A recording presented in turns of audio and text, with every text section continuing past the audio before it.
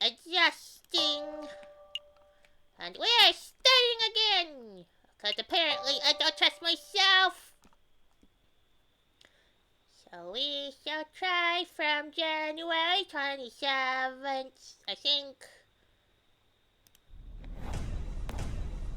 Blah! Where are we?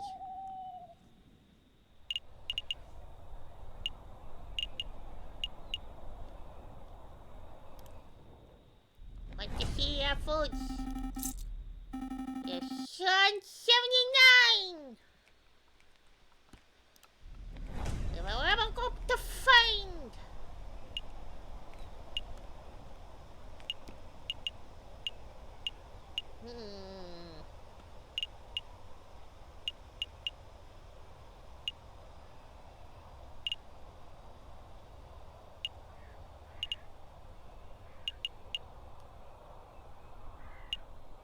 Let's see.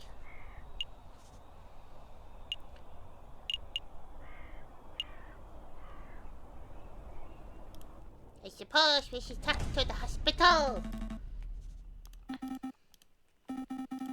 And thank you for, giving me an antidote and not making me really selfish. No trouble at all. Sparrow-san, was it? Okay, it's a small matter of the debt. Alright. Let's see. One hospital bed, one specialized antidote, expect medical care from a attending physician. The total comes to 500 francs. Falcon, can I get an advance on this month's pay and next month and maybe the month after? Calm down, Sparrow-san. I'm sure the doctor's a reasonable man. He will gladly allow you to pay in installments. Of course, thank goodness. With my current wages, I should be able to fully pay off the debt by the 20th century. Hey, your pay isn't that bad. No, there's no need for quibbling. I have a suggestion. You messieurs are lawyers, yes? If you do some pro bono work for me, I may be able to knock down the bill a little bit. Maybe just say 100 francs? Oh, that sounds much more manageable. What kind of legal work do you have in mind? Debt collection. Sounds time-consuming. No. Sorry, Doctor, we don't have time to be playing hired muscle shenanigans. We're actually in the middle of a very important investigation. Falcon, please! I don't want to spend my whole life paying the price for eating a bad chocolate wrapper. Let's hear the good doctor out. Alright.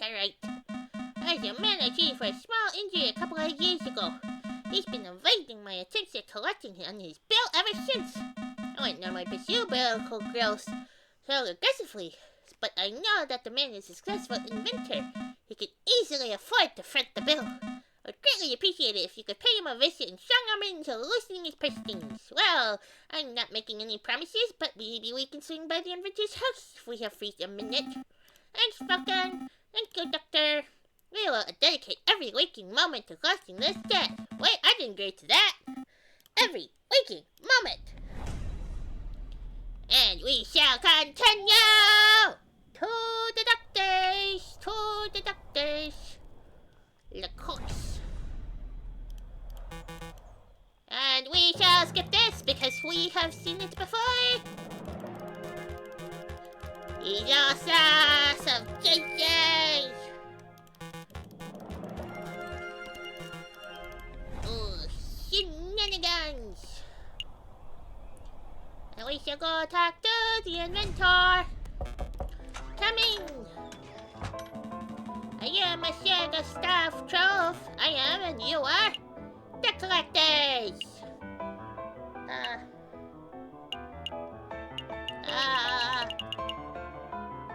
The collectors? Lawyers. The collectors. Cough up, scumbag. Yeah, you've angered Dr. Fullers, and we're here to collect on his behalf one way or another. Oh, Mondo! You should never have messed with the good doctor. It's time to pay. Cough off the moolah. Yeah, cough it up, or we're gonna start breaking legs. That's a little mud sparrow sound. Yeah, it sounded fine in my head, but now I'm hearing it out loud. There's no need to get violent, messieurs. I'm happy to pay the debt. Oh good, we can draft the tough guy routine then. I don't quite have enough money on hand, but... what to do? I know. I brand new invention that will blow the doctor's socks off. This device that will completely revolutionize the surgical field. Imagine the doctor would prefer hard cash over some gadget. No, trust me, this baby will easily be worth 10,000. No, 100,000 francs. The doctor will love it. Alright then, hand the device over and I'll pass it along to Dr. Feller right away. Well, it's not that simple. The device isn't finished yet. It's not finished? I know exactly what needs to be done, but I am missing some crucial parts. Perhaps if you had some time to spare, you could help me out. Run out and collect what I need? What? No, monsieur, that's absurd. If you have to go shopping to do it, then you should do it yourself. Falcon, please, help the man. I can't spend the rest of my life in debt. Alright, no need to get all panicky. We'll hear the man out at least. Great, I'll take notes. What is it you need, monsieur? Let's see, I need a copper pot? A pot? As in like a saucepan? What on earth for? As a necessary component of my invention, I can use it to build a portable electric battery. You see, when a zinc rod is suspended in sulfuric acid, I don't need to apply a copper surface, a current is generated. Save me a scientific mumbo-jumbo. One puzzle pot should be trivial to acquire. One copper pot. Oh, the copper pot is important. Okay, one copper pot. I wonder where we could find one of those. I've seen copper kettles at the Halls Market. Although those things aren't too cheap. Can't help but feel I saw a copper pot somewhere else. What else? String! High-grade string to bind some components of the device together. Seems simple enough. Imagine the Halls Market would have that in abundance. Can we really afford to blow our whole budget at the market, Falcon? Surely there's a cheaper way to acquire string. Look, I have these loose threads on my jacket. Take it. The string must be higher quality than that, monsieur. I need something that's fishing line grade. Oh, I see. Is there anything else you wanted, monsieur? Some books, confectionaries, alcohol, groceries, perhaps? No, that's everything. Alright, I've got it all written down. Shopping list has been added to your evidence folder. I feel a little conned. We came here to collect on a debt, and last was a shopping list. We're going to follow through and get Monsieur Trove's items, right? We'll see. We shall find out.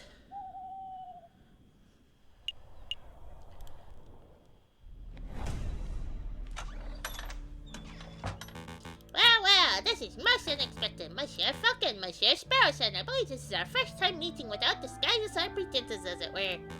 Oh, but first things first. Mousy, would you kindly get us fetch our guest some tea? Oh, of course, Professor Veltz. Messieurs, what sort of tea do you like? Chamomile? Darjeeling, maybe? Darjeeling would be divine! Actually, some Darjeeling would be fine. Thank you, Mousy. Sure, Darjeeling sounds good to me too. Okay, one pot of Darjeeling coming right up. Let's get down to business. To the feet, the hands. What is it that you two came here for? We just have a couple of questions. Have you heard of the croque monsieur? Have you ever heard of a person called croque monsieur? And no, we aren't talking about the sandwich, unfortunately. A croque monsieur? Are you referring to the wet market salesman, the man who claims to be able to procure anything no matter how illegal? Yes, that's exactly like the person we're looking for. Do you know him?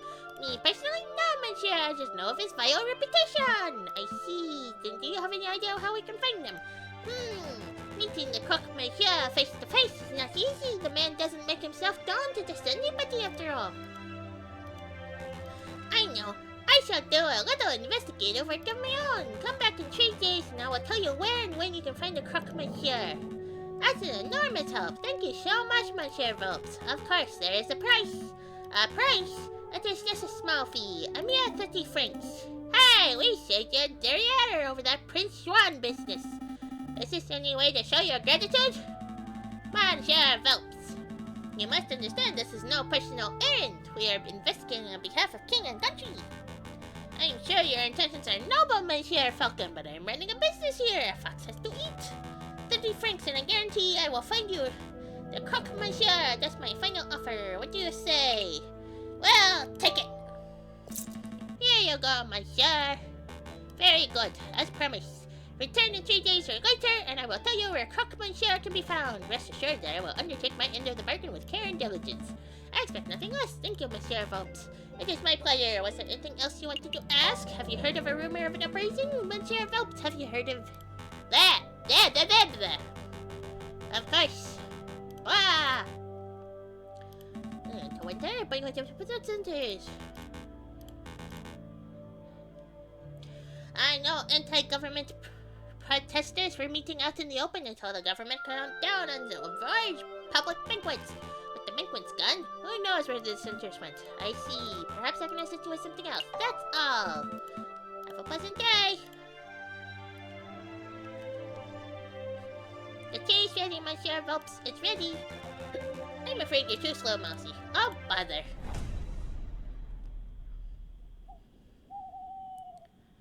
We shall go pick up some thread.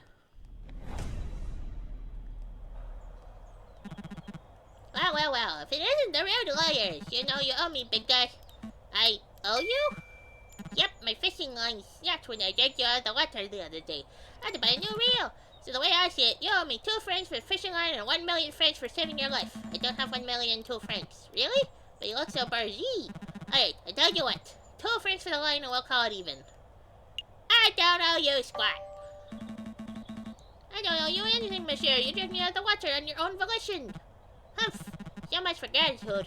Oh, if you didn't come here to pay your debt, then why are you here? Why are we here? Alright, we have some questions. Have you heard of Croque Monsieur?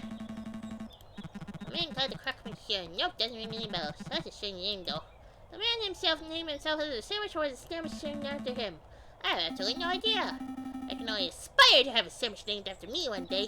A sparrow son. 6 slices of white bread, mayonnaise, cheese, chicken, bacon, slices of sausage, honey glazed ham. Stop, you'll give us all heart attacks. How's the fishing? Go cutting going good? Today, not a kipper. This new fishing line is really good, but I've run out of bait, so it's practically useless by itself. That's quite an issue. Hey, Falcon! Do you think that fishing line would work as a high-grade string Monsieur Trove wanted? It just might. Say, Monsieur Kingly, since you aren't catching anything, would it be possible for us to take that new fishing line off your hands? Sure, what's it worth? Didn't we already go over this fishing line payment business? Yeah, but that was compensation for the old fishing line. If you want to buy this new line, that's a whole separate matter. Also, I saved your life, remember? And I was polite enough to not rub that in your face much. Fine. So how much did the line cost? 10 francs. There's no way that line cost 10 francs. You're right. It cost 1. But I added a little markup. That's obscene. I guess it is a bit. I tell you what, if you can provide me with some killer bait, I'll give you the line for free. Killer bait? Like worms? Sure, worms, sweets, whatever. So what it'll be? Do you have some bait? Or do you just want to pay me the cash?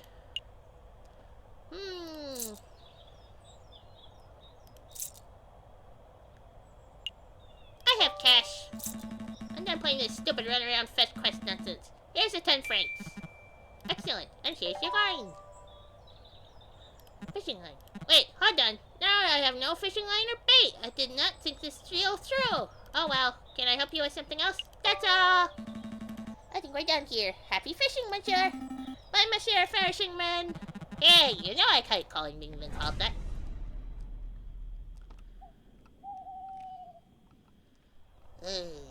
Well, he succeeded on that. I guess we can go to the house market.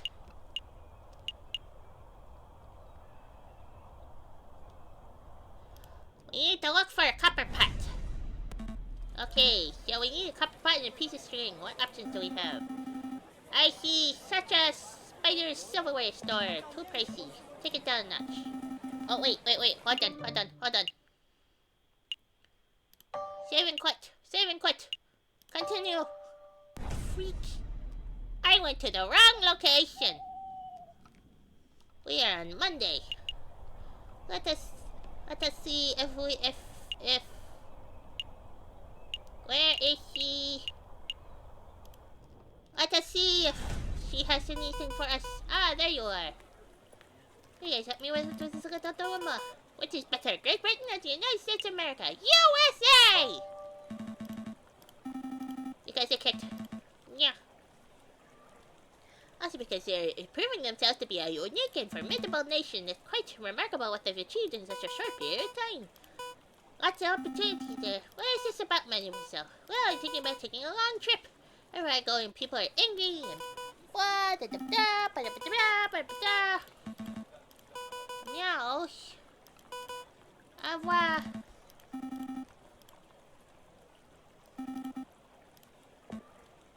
No. Save and quit. Continue. We're doing it again. She did not have a copper pot. No copper pot means no deal. Who has a copper pot?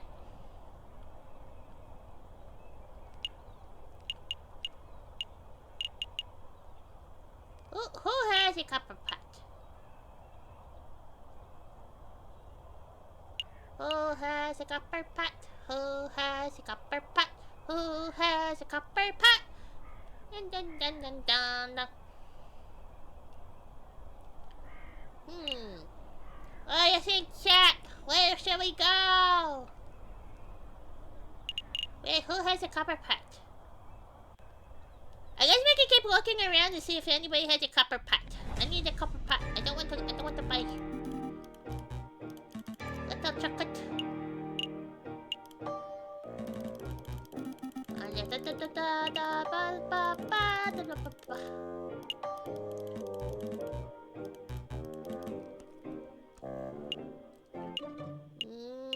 Yeah, no.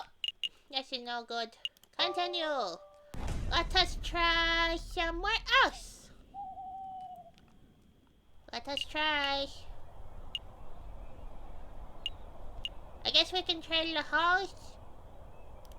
Let's try the house. Wait, sorry. Too pricey. Let's take it down a notch. Okay, how about that place over there? Harry Hippopotamus is Pirate Haberdashery. That name just rolls off the tongue. Still too pricey. We're buying for a mad scientist, not for the Queen of England. What about the little stand? Ruse, odds, and ends. Winnie the Pooh! Hey! We got characters from Winnie the Pooh! Woo! Looks cheap, and I even see a copper kettle in the back. Now we're talking. Excuse me, madam.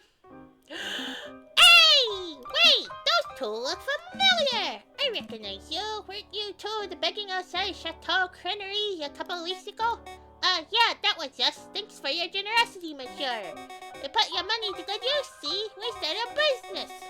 At Rose Odds and Ends, we sell everything. I suppose the congratulations are in order. It's no small feat to pull yourself out of the streets in today's economy. So, do we get a discount? A discount? Well, we did help kickstart your little enterprise. I suppose we are investors of sorts. Sorry, messieurs, no discounts. You gave us a donation out of generosity of your hearts. Because you are such nice people. But maybe we can help you out. What is it that you wanted? May we see a copper kettle? You see a copper kettle on your stall. How much is it? 30 francs. Well, take it. Here's your money. And here's your kettle. Pleasure doing business with you, monsieur. Copper kettle has been added to your evidence folder. Was there anything else? We're done here. That's all, madam. Thank you for your help. Be sure to come back if you forgot anything, monsieur. Come back soon. Eee.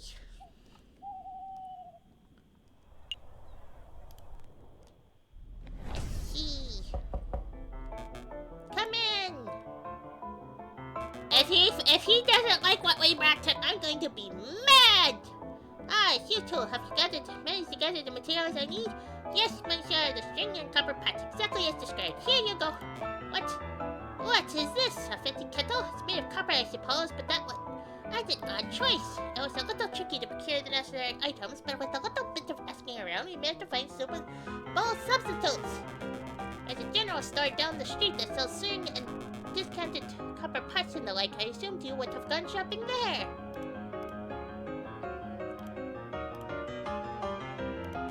Oh, no matter, no matter. Give me 1 minute, I'll officially the device. Give me it! I need it! Gimme!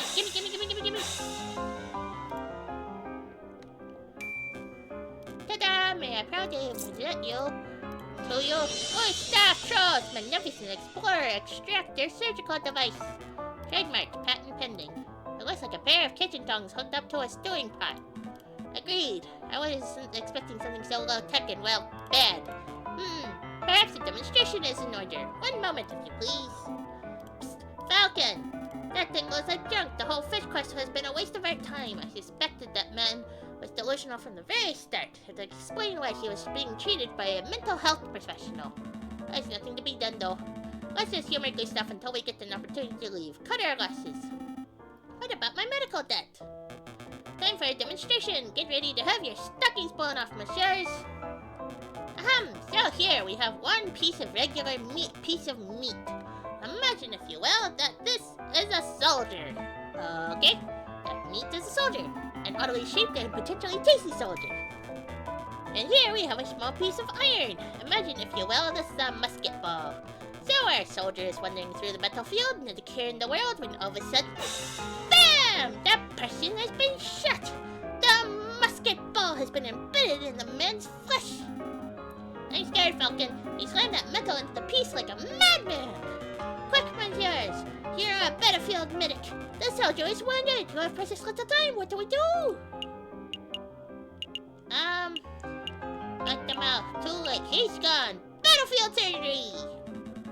I'm no surgeon, but I think most doctors would feel around for the musket ball fragments and then surely use a scalpel. How archaic! How slow! How imprecise! Now I hear you wondering, Monsieur Trove, surely there must be a better way. I wasn't. Well, wonder no more! Behold! The Explorer Extractor! Watch as I power up the device. And then as I move the detector component over the meat... Is that thing humming? It is, monsieur. When the electromagnet component of the Explorer Extractor detects a piece of iron, the device vibrates and emits a soft hum. I must say, I'm actually impressed, monsieur. A device that can detect metal beneath flesh? That's innovative. I've never heard of such a thing before. Yeah, but why limit it to battlefield surgery? You could repurpose that thing for some sort of treasure hunting device. That would make you really rich. Hold your horses, monsieur. Hold your horses. I'm not done yet. You have only seen half of the device's capability. Exploration part. Now you can witness the second part. Extraction! Did that thing just... Yep. It sucked out that bullet like a pip from a grapefruit. Behold, the original piece of iron. Removed swiftly and precisely from the flesh. So what do you think? Pretty revolutionary, huh? I think that meat looks a lot less appetizing than before. It's practically exploded. I have no idea what to think. Monsieur Chauve, you are a strange and mildly terrifying individual, but I cannot fault the innovation of your device. We shall pass it along to Dr. Fowlert and let him decide its worth. Explorer Extractor, it has been added to your evidence folder. Thank you. I'm sure the good doctor would approve. I'm hungry. Let's pick up some steaks on the way back to the office. Let's not. Yay! First quest over! Let's go to R&M Associates. Monsieur Volps, you managed to dig up some good information, I trust. Oh, no. I did bad thing. Let's do that again. Went to wrong location.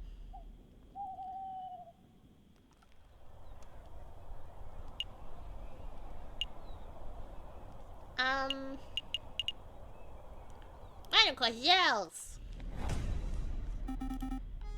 What's your plan for today?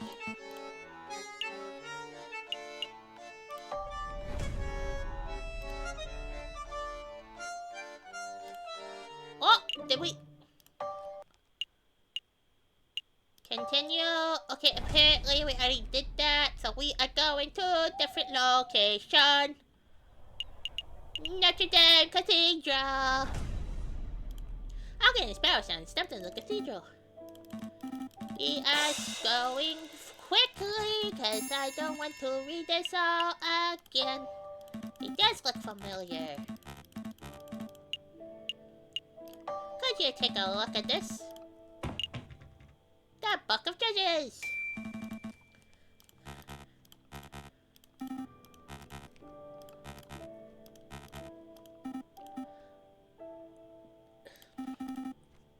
I said to sum this.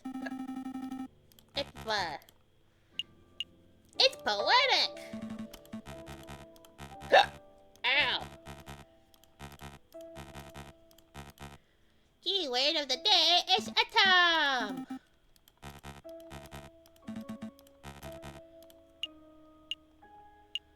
What's with the scaffolding?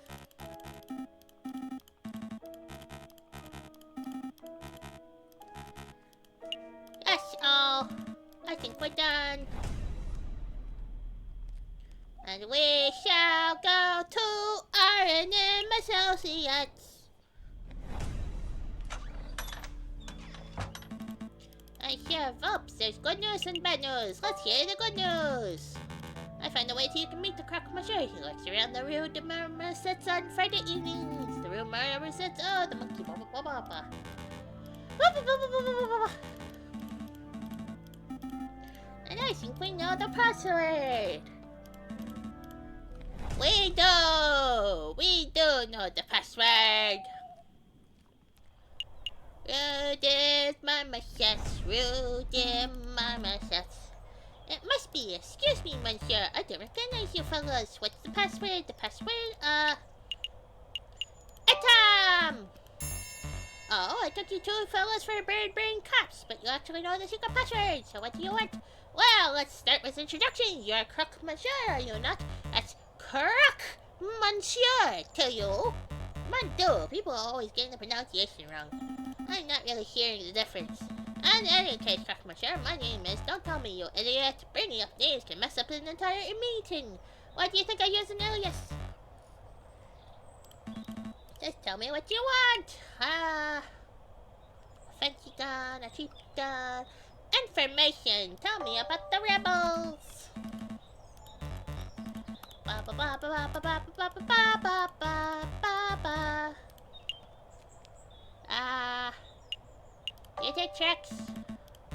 Very funny. And no, I don't take pocket lunch either. It's cold, hard Napoleons only. Well, well, well.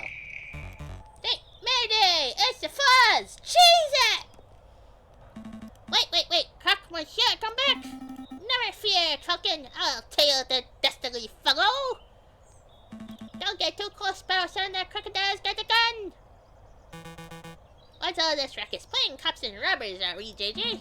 Are you blind, Severin? That was croque-monsieur. Yeah, we're on the crux of extracting some vital information about the rebels, but your smug entrance just ruined everything. That was croque-monsieur? I never would have guessed. You don't sound very concerned. Oh, don't get me wrong, I'm quite impressed that you managed to track down such an elusive criminal.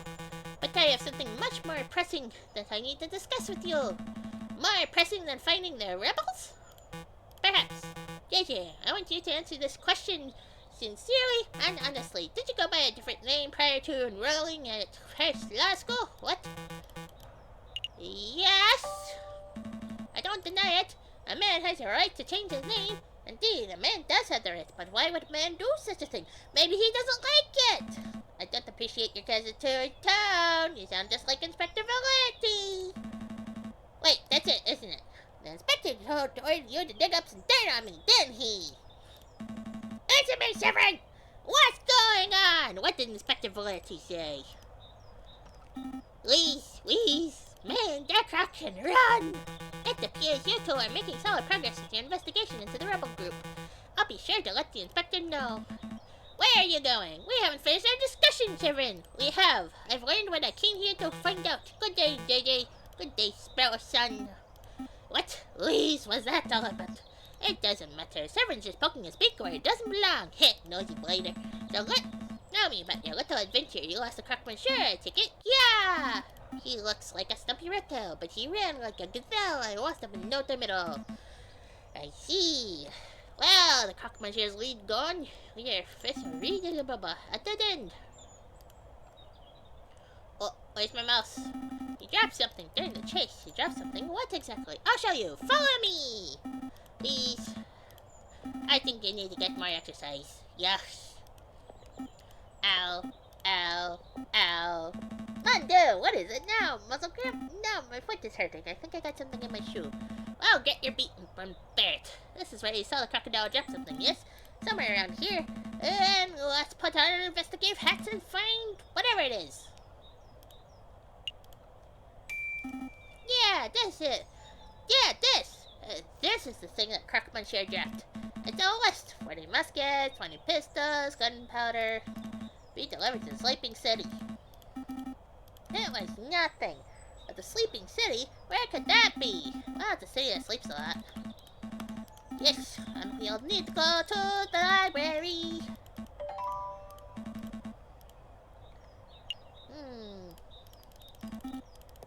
We shall go looking elsewhere. Does the brand look broken to you? That explains why my fortune is hurting. There's glass in the sole of my shoe. I must have trodden on some shards.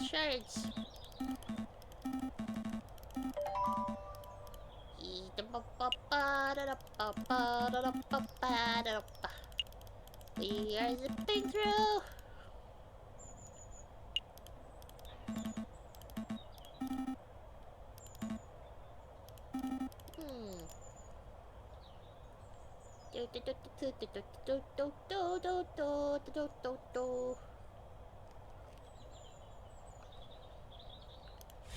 Let me see. Go staff, troves, explorer, extractor device, finds and removes bullets. An invoice. Well, I think we're good. And we still have some francs left, which is great, because we're starting to lose some. I think we're done here. A new day! Let us see. Ooh. La Leon! Is the room to your liking? Yes. And a lioness comes out. I'll be the one to pull the trigger. Let's see. To the library. Do you think Nathan likes puzzles?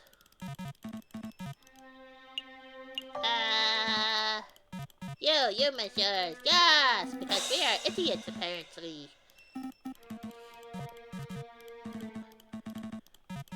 Yes, a new one. Sleeping City. Got it! Really? Of course there was. Oh, whoa. Yum. Spain! No, it's not Spain. It's a metaphor. Of course. The catacombs. By the way, how can we get in? Why would the church do that? Tell us about the catacombs.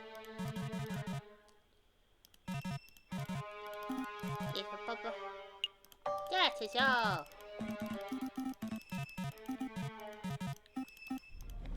Let us go to... Where are we going? Good question.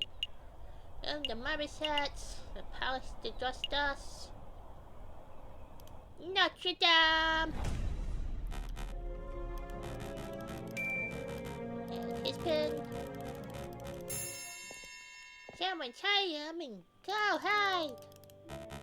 Ah, my brothers, you have returned. Prosecutor. If you enter into the catacombs, you will not return. Understood?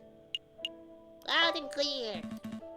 We'll stay away from the catacombs. Good, very good. Now if you excuse me, I have a sermon to prepare. Be on your way. Damn, another day then. Maybe it's time to wrap this up. We can tell the inspector what we found and call it a day.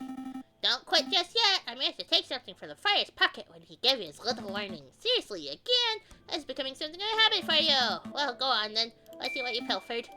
This! You found this pen in the friar's robes? Yep. Interesting. Actually, this is more than interesting. This is amazing!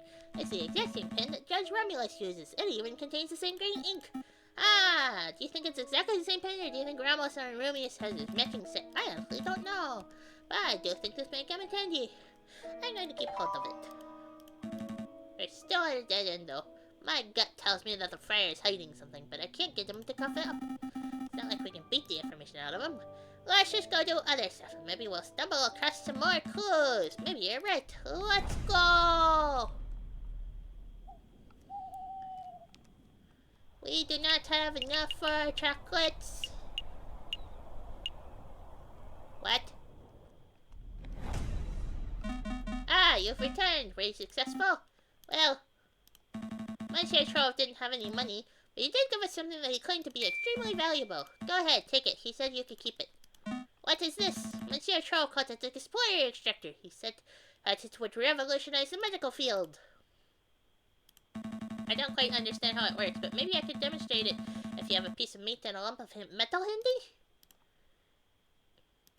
Monsieur Falcon, Monsieur Sparrowson, I sent you to retrieve owed money. Instead, you returned several days late with this child's toy. Just forget it. Forget the whole task. It was foolish of me to rely on private attorneys, and it was foolish of me to assume that a crazed inventor would produce money when asked. Keep your toy. Good day, messieurs. So do I get a discount on my bill? Dr. Felrit? About the discount? Oh, he's gone. Sorry, Sparrowson. It doesn't look like you'll be getting your discount. Well, there goes my year's wages. So, what do we do now? Get back to our investigation into Croque Monsieur and the rebels, I assume. We've wasted precious time on this fool's errand. Indeed, we have! But that does mean we can go get chocolates! Chocolates! We are going to go get some chocolates!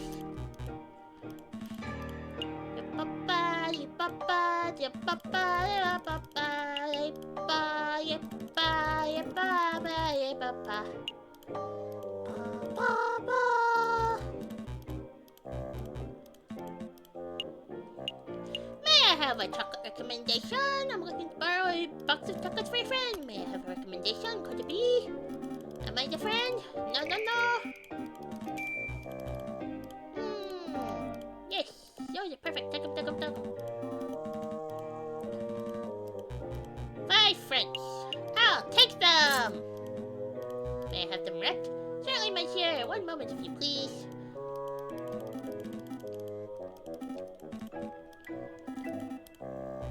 Here you are, monsieur. I'm sure the recipient will enjoy them. Thank you very much. And thank you for putting up with us endless questions. We have a chocolate! Yay! I have no idea if this is a good thing, a bad thing, or what.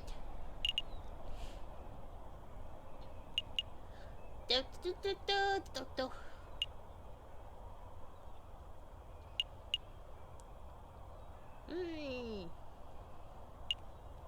guess we could go to the Louvre, because I know that's where we came across the dude the one time.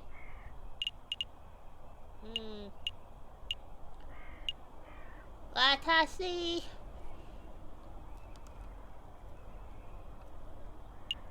Yeah, let's go to R&M Associates. I want to see what they're up to.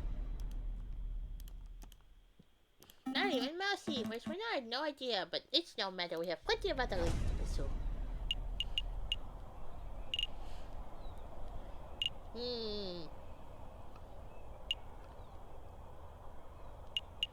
I say we go to the Louvre. Excuse me, madame. Do you have a moment to talk about the cult of reason? Peddle your pyramid scheme to someone else, bud. I've got a kid to feed. Madam, it's not a pyramid scheme. Madam, take a leaflet at least. Well, how about you, monsieur? Would you like to learn about the glorious teachings of Jacques Herbert? Heh, a cult does it? Not today, monsieur. I've already had my fair share of cults. But this cult is different. Remember the cult of reason, huh? Strange, I thought the cult died out way back in the old revolution. Hey, Falcon, that person, he looks like a run-of-the-mill cultist. I can see that, but wait, doesn't his face look familiar to you? He does look familiar. Actually, the resemblance is uncanny. Shall we get his attention? Uh-oh, he spotted us.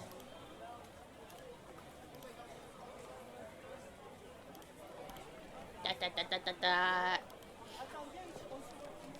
What? Mike, monsieur, we would like to have a quick word. Come back. Teach us know about the wonders of the cult of reason. He's gone. So I'm not going crazy. That guy was a spitting image of Judge Romulus, wasn't he? Can't deny the similarity. Then again, there are plenty of wolves in Paris. Maybe there's no link at all. Either way, we have an investigation to conduct. Let's focus on that. Where to first? The Grand Gallery! Oh dear, oh dear. Are they talking to me? Yep, they're definitely talking to me. We have a couple of questions. What's the deal with the cultist outside? The cultist? You mean the cult of reason fellow? Yeah, he accosted me a few days ago. We chatted for a while, but not by choice, of course, but because I didn't know how to get out of this conversation. You got to look a little fancy. He insisted I take this pamphlet. Let's have a look at this. Be Your Own God, an introductory guide to the cult of reason by Jax Herbert. He even added his own signature, see? At the bottom there. To my new bestest bud. Happy reading. Best wishes, Sylvia. Screening too. What a fiendish color choice. That guy was such a slang ball. We weren't even close to bestest buddies. At least now we know the name of the cultist name, Sylvius. Do you mind if we keep this pamphlet, monsieur? Be my guest. I don't want it. I here, everything's folded. Did you want something else? Do you know about the praising? Not praising. You know, people getting angry, being violent, overthrowing the government, stuff like that. Goodness, no. I don't know anything about that sort of thing. Never mind then. That's all. You've been a great help. Yep, ba ba ba ba. Back in your shell taboo.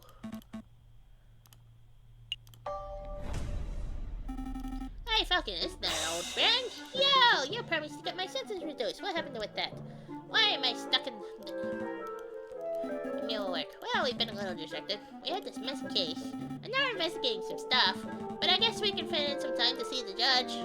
Oh, mon Dieu, forget it. I've only got another week to go, and then I'm done with this dumb job. What do you want?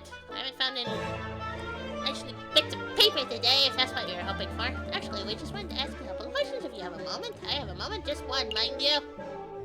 What's the deal with the cultist outside? Did you see the cultist in plastic cell? Yep, he's been hanging around all week. Today, he tried to hand me a leaflet, so I told him where to put it. And where would that be? What? Where did you tell him to put the leaflet? Oh, I see. Never mind. Monsieur Ribinio, what do you know about the guy? What's his story? His story? How should I know? He's just cultist loser, aloof. Tricks. Those types of crazies all the time. I see. Did you do want something? You know about no pricing. Monsieur Ribinio. You know about no pricing? You mean like rebellion? Yeah, I've heard rumors. There are a lot of young these people in Paris. What kind of rumors? Nothing specific.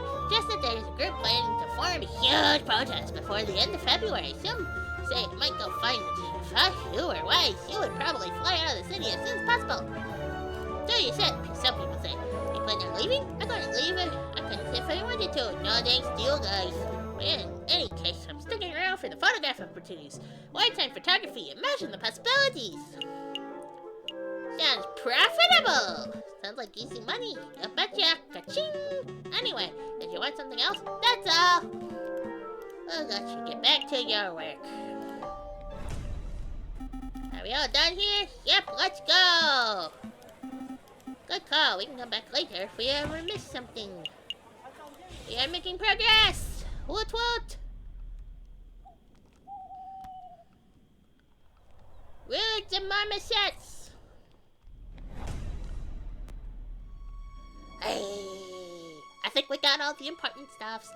There he is.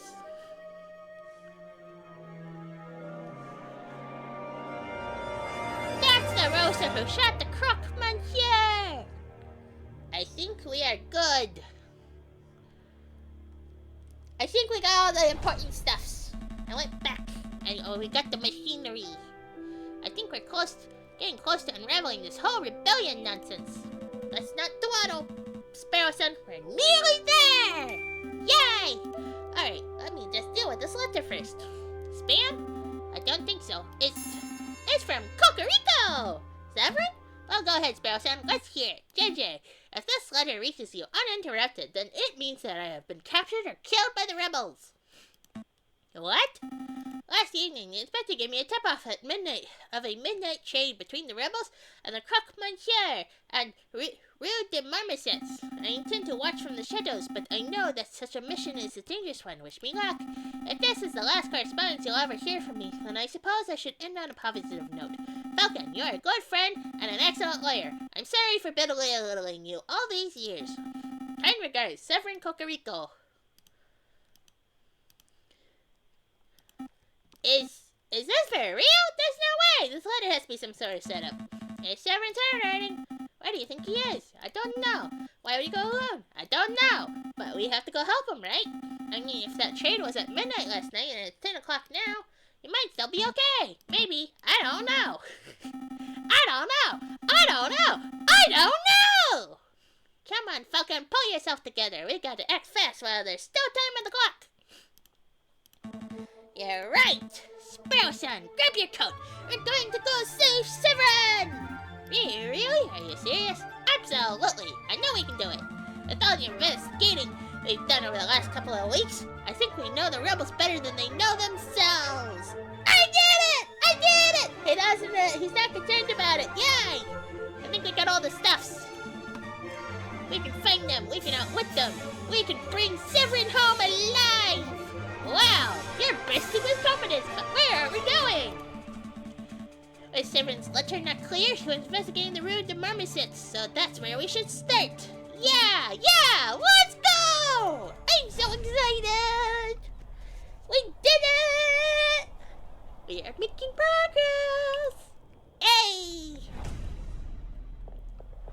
Progress! Come on, Sparrow, keep up! Please, no time for wheezing. If Cocorico was seen last seen around here, then there has to be a clue nearby. Right! Hey, we got all the stuffs! There's a pool of blood here. It looks fresh. Cocorico's? I see drag marks heading towards that tunnel, which leads straight to the sun. If I had to guess, someone was killed here last night, and the body was hastily disposed of in the river. But I see several sets of bloody footprints too. Some are faint, but they head that way towards the main road, so he could still be alive. Let's see where the footprints go. Hey, yo, I wasn't done!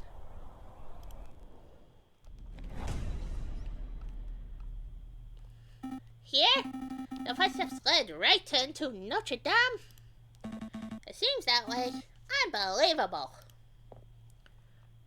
Where's a friar when you need one? Forget the friar. Let's keep following the blood trail and see where it ends up. Wait a minute, Falcon. Shouldn't we get the police involved before we go any further? Oh! Okay, do we trust them or do we not trust them? Do we trust them or do we not trust them? I don't know. I don't know if the police can be trusted. You remember what Severin wrote in his letter? The inspector was the one who gave him the tip-off. Huh? What are you saying? That you think the police are in on this?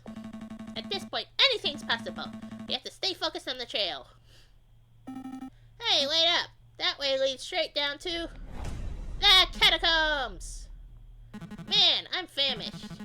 When is that mouthy parrot gonna relieve me of duty so I can go grab a snack?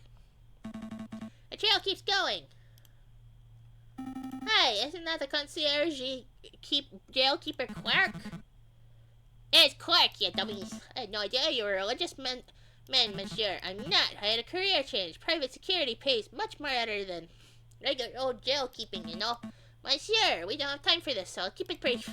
We're following a trail that leads to the door behind you. We need to let us pass. The door behind me? Ha! Yeah, idiots. That road leads straight to the catacombs. You don't want to go there. Catacombs!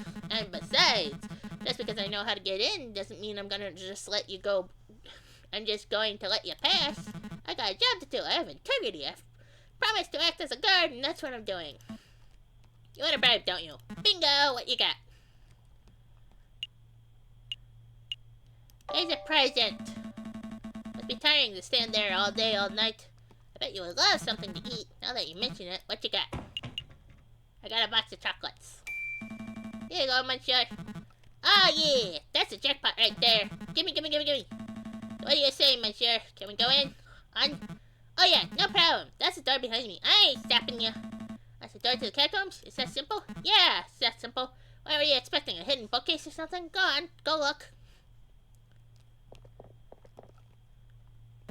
Hey, What idiots. They're walking straight into a pitch black maze without even a torch. I wonder, will they get lost and starve, or will they find the crazy lion girl and get shot? Either way, ain't my problem. Huh.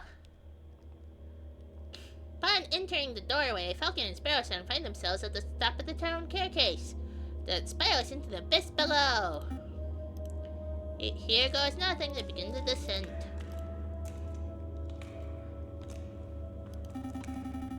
I knew an underground passage would be dark, but this is ridiculous. I can't even see the hand in front of my face.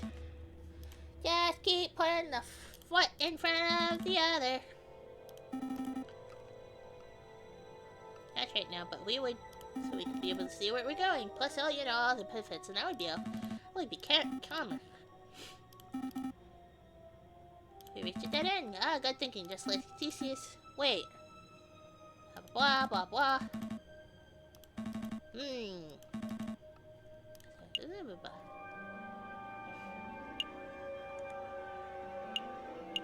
Let's take the breezy path?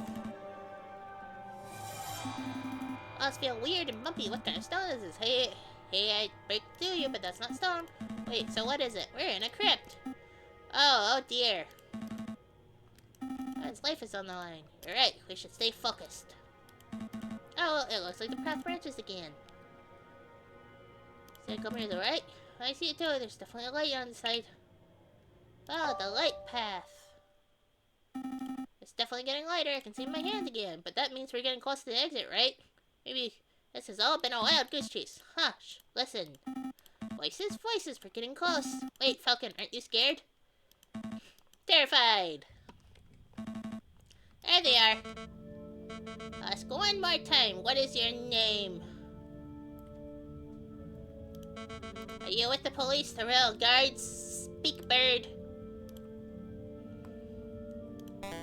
Ma'am, Beaumont. We've been here all night, and he simply ain't talking. He didn't react to coaxing. He didn't react to torture. Maybe it's time to, admire some justice. Justice? That word. Oh, the rooster finally crows? You want to know who I am? Fine, my name is Severin Crocorico. I am a public prosecutor for the Court de Assistis. Well, Sevy, it's been a pleasure, but we can't be having spies running around our base of operations now, can we? So without further ado, I hereby sentence you to... Wait a minute, Piero. This is no ordinary spy. Is he a prosecutor? No, because he's the bastard who condemned my father 10 years ago. Wow, are you sure? I had my suspicions when I saw his smug air of arrogance, his holier-than-thou glare. But now that I know his name and occupation, there is no doubt. Should we have called the cops? Do you remember, Bird? Do you remember the trial of a homeless lion in the winter of 1835? What was your father's name? John Beaumont.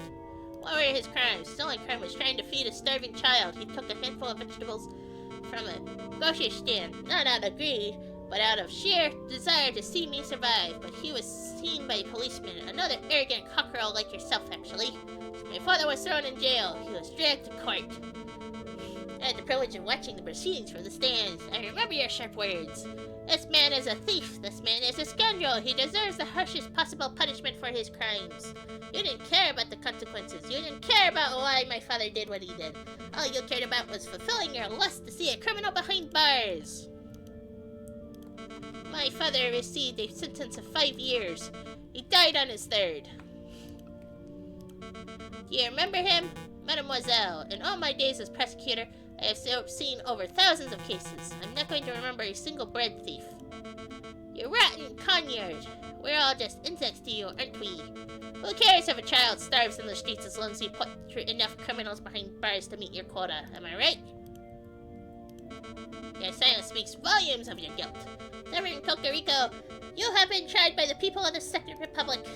We have found you guilty on counts of conspiracy, of the murder of the Croque Monsieur, and of the murder of my father, Jean Beaumont. Oh, I have been found guilty? Mademoiselle, if you want to shoot me so you can fulfill your revenge fantasy, then by all means shoot me. But don't pretend for a moment that this mob resembles a court of justice in any form. A court of justice? Now there's a contradiction. Bird, you know nothing of justice. Friar Remus read Friar Remus read this man's his last rites. With pleasure, madam. Falcon, we have to make a move. Say something.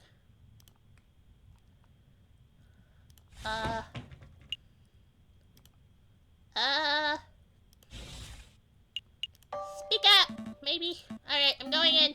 I'm coming too. No. I need to get out of here. Go find the police. Royal Guard. Anyone. I'll stall for time. Falcon! Okay, I'll go get help. Have any last words? Let's pull the bloody trigger and be done with it. Wait! Wait. He's right. This is a terrible trial. There's no evidence, no defense, no examination of the facts. You dragged a man off the streets and decided his fate based purely on your own prejudices and whims. Who the clock does this bird brain think he is? I am this man's defense attorney. I am JJ Falcon. JJ! What are you doing? Defense attorney? You're even bloody is what you are. Oi, spy! I've seen this monsieur eavesdropping on our conversations before. He cannot be trusted. Everyone, please hear me out.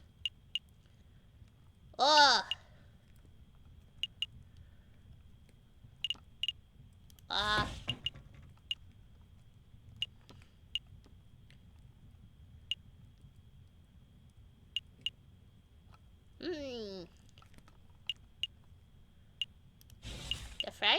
Appeal to Fontaine? Oh, this is hard! This is so hard! I feel like I have to keep going back and forth because I don't know what I'm supposed to do here. Appeal to Friar Remus. You are a man of God. Surely don't approve of this sort of mob violence. I see no issue. The good book is full of stories of violence. Joshua ransacked the city of Jericho. Ehud and the judges were useless assassins. Samson killed thousands before meeting his fate. Well, sure, but that's the Old Testament. What would Jesus say about this? He would say, I did not come to bring peace, but the sword. Matthew 10:34. Oh, damn. You see, Falcon, this man's death is inevitable. For the good of France, in the name of justice, he must be killed. Justice. There's that word again. Madam, I won't presume to know who you are or what you stand for, but shooting this man right now would not bring you justice. It would only serve to satisfy your desire for revenge. Justice. Revenge. What's the difference? Fairness. Rationality. Good question.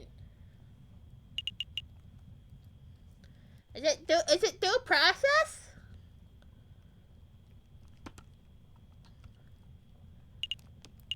Fairness. Justice and revenge. Well, it's not fairness. Fairness doesn't give a crap.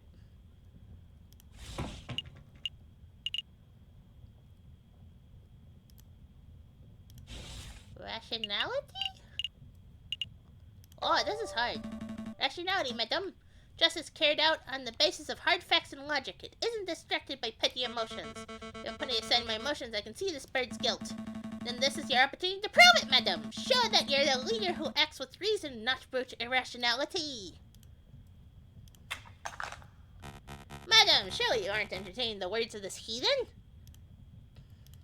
Fine, Falcon. We'll play this your way.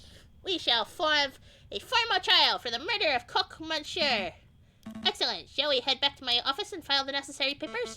Don't take me for a fool. You'll walk us right into a trap. We shall have the trial right here and now. Right here? In the catacombs? It's as good a place as any. I suppose we'll be needing a judge. I volunteer. No thanks, Piero. We're trying to form a courtroom, not a circus. Just go see how the security is doing, Piero. We don't want any more spies wandering in. Radio. Perhaps I can help, madam. You know that I'm a pious man, after all. Okay, Remus, you can be our judge, and I will lead the prosecution. What about the jury? With due respect, I don't trust your peers to be impartial. Look around you. As we speak, we are being watched and judged by countless dead men and women. They shall be our jury. That may work as a metaphor, but in practical terms, it is me you have to convince, Falcon. Convince me that this bird is not guilty. After all, I am the one who holds the gun. Well, it looks like we are ready to get started. Ahem! The trial of Severin Cocorico is underway. He stands accused of the murder of the man known as the Croque Monsieur in cold blood. Madam, Mart, please explain the details of what happened. Very well. Last night at the stroke of midnight, 2 gunshots were heard on the Rue de Marmoset. Pierre alerted us and we managed to arrive before the police did. On the scene I saw the man known as Croque Monsieur, a good friend of ours, laying in a pool of his own blood. Standing over the body, I saw the murderer, Severin Cocorico, still clutching his murder weapon. Am I to understand that you did not witness the crime firsthand, madame? That you only saw them aftermath? Yes, but one of us did happen to see the incident itself. Man, Beaumont, I find this here pigeon running around our tunnels. I am no pigeon, monsieur. He's a spy in any case. What say I execute him right now? It's alright, he's with me. But you, he's my assistant. He carries my bags and stuff.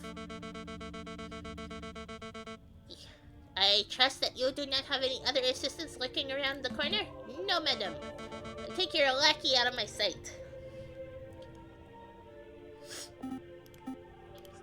Falcon! What is it? I saw someone lurking in the catacombs.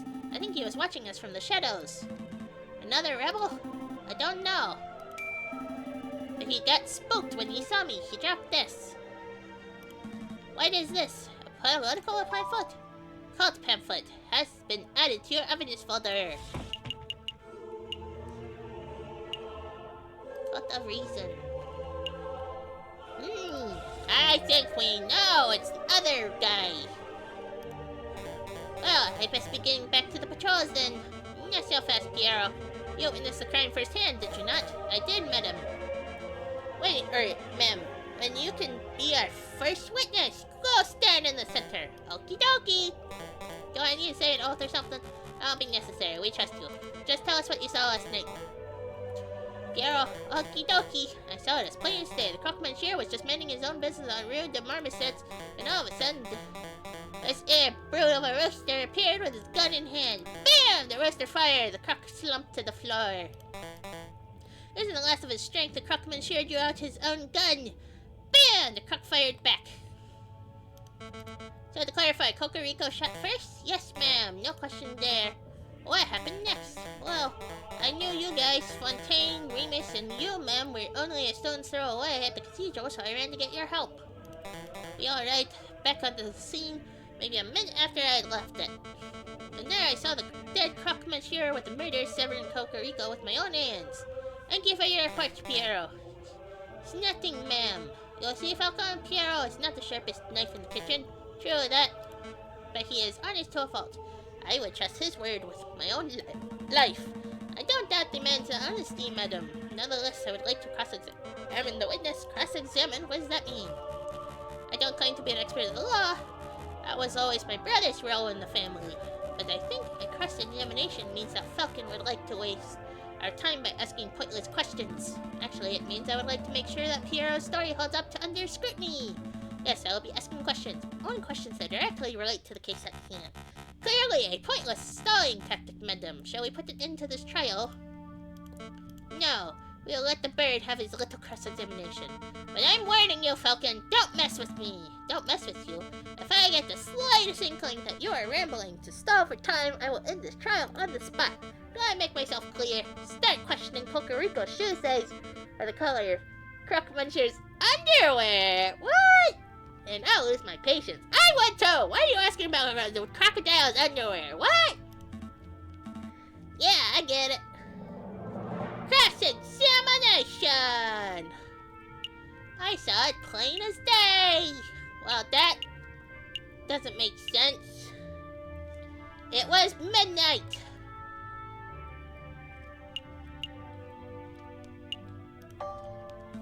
You claim that you saw the incident as plain as day? Yep, plain as day. The crime occurred at night. Piero, I'd like to remind you that this crime occurred around midnight in February, on an overcast, moonless night, in an unlit alley. What's your point? It would have been too dark to see. It would have been dark, so dark that you could not possibly have correctly identified the people involved. Hey, I swear I saw what I saw. Hold on, Falcon, you slipped up. You say that the alley was unlit, but I distinctly recall there being lanterns all for Rue de Marmoset. Oh, that's right, that's right. We live in La Ville Lumiere. There's a gas lamp on every street. You're right, Madame Beaumont. There are street lamps over Rue des Marmousets, but they wouldn't have been any good because they're broken! The street lamps over Rue des Marmousets were broken. They are completely non-functional. As proof, I present the glass shards that line the alleyway. These shards originate from the panes of the broken lamps, and I've still got the holes in the sole of my shoe. Double proof! Those glass shards could have come from anywhere. You could send one of your underlings to see the broken lamps for themselves if you want. And waste more time? I think not. This sounds like a stowing tactic. Excuse me, Madame Beaumont. I don't remember whether the street lamps were or were not broken, but I do remember that we had to use a torch to light up the scene. Hey, whose side are you on? I'm just saying, Falcon might be right. It was particularly dark, so it's possible that there weren't any lit street lamps. Are you saying I'm a liar? I thought we were buddies. Stop quibbling, both of you. Maybe the lamps are broken, maybe they weren't. It doesn't matter. I know that Piero's testimony is accurate because I personally saw the rooster at the crime scene 1 minute after Piero did. 1 minute? That's plenty of time for the real murderer to escape and for a passerby to stumble upon the scene, is it not? You must acknowledge that it is a possibility. I acknowledge nothing. There is an inkling of doubt. You know that there is the slight notion that Piero may be misremembering what he saw. Don't badger the prosecution, Monsieur Falcon. I wasn't badgering. On to the next witness. Madame Beaumont, do you have anyone in mind? I do. There is someone among us who is something of a gun connoisseur. A man who knows everything there is to know about the craft of weaponry. Oh, that's me again. Shut up, Piero. Get off the stand. Yes, ma'am. I call Fontaine forward. Very well. Now, Fontaine, is it true that you are a gun specialist? Well, I hate to brag, but yes, I know about guns, the mechanics, the beauty. Have you heard about the revolver mechanisms America is developing? Wonderful stuff! Fontaine, let's stick to those guns that were found on the crime scene. Tell us about those. Alright, very well. This is the gun found on every Cocorico's person at the time of the arrest. It is a standard issue percussion lock, Chateau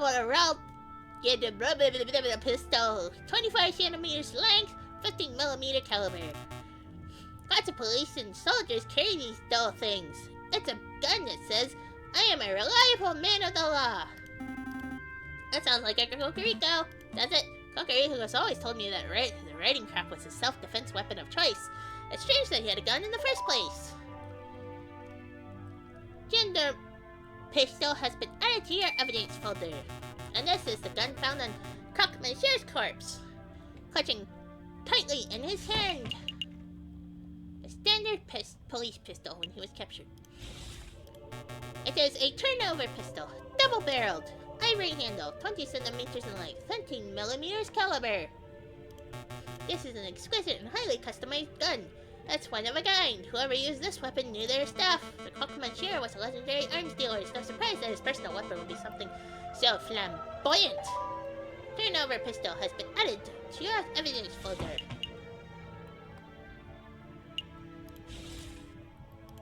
But what's really fascinating about the Croque Monsieur's gun is the ammunition. See, the bore of the pistol has been fired with a set of grooves.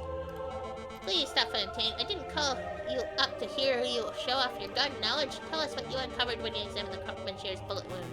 Ah, right. Well, a lead bullet was embedded in the middle of the Croque Monsieur's sternum and appeared to have a straight angle of entry. So in other words, the Croque Monsieur was facing his killer when he was shot. That's right. The other interesting point was that Croque Monsieur's outer clothes were singed. This typically only occurs if a person is close enough to a gunshot to be directly burned by the muzzle's flash. And how close does a person have to be burned by a muzzle flash? Less than 3 meters, I would say. 5 at very most. Then there is no chance that there was a rogue sniper on the rooftops. The Croque Monsieur's killer was standing in room in the marmosets themselves, as it is plainly evident. Only one person was found in Rue de Marmosets at the time of the incident. Prosecutor Cocorico! However! Well said, madam. I think you just unequivocally proved this bird's guilt. Not so fast!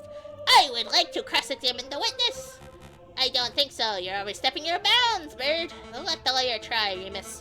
When he fails, there will be absolutely no doubt to anyone in the room that Cocorico is nothing but a bloody, thirsty murderer.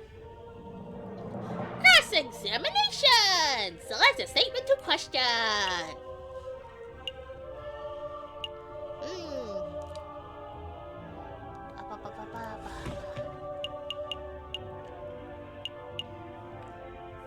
Fines and roofs were singed. 15 millimeter.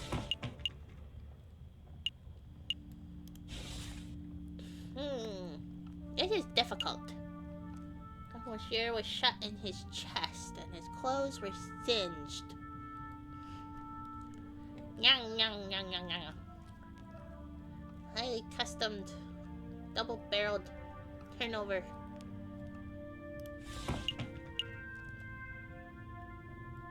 Delivery to the weapons. What a reason. Let me see. Boy staff troves. Cocorico was carrying a standard police pistol.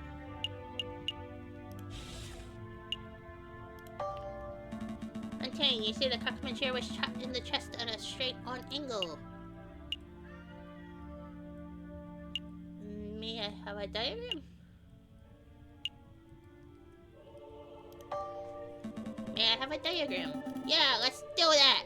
Dramatic forensic recreations! No, you can't have a diagram, you bloody idiots. I do not have the patience to watch you draw lines on a chalkboard to work out the location of a mythical second shooter. Use your heads. The gunman was standing right in front of Crocodile. Right, of course. Maybe? Could the bullet have been reflected? Is it at all possible that the bullets were reflected, bounced off a piece of metal perhaps? That sort of thing can happen. I've heard of a soldier getting shot in the back from bullets deflecting off cannons in the breeze and whatnot, so it could have happened here? Well, okay. Are you saying that you actually know that the bullet reflected off of something, or are you just speculating?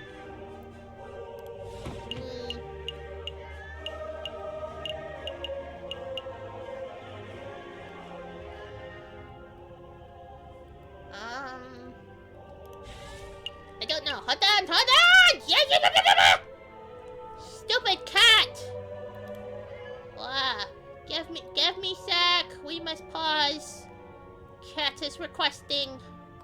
Cat is being very insistent. Very insistent. Very insistent. Very insistent. Shut the fuck up! Oi!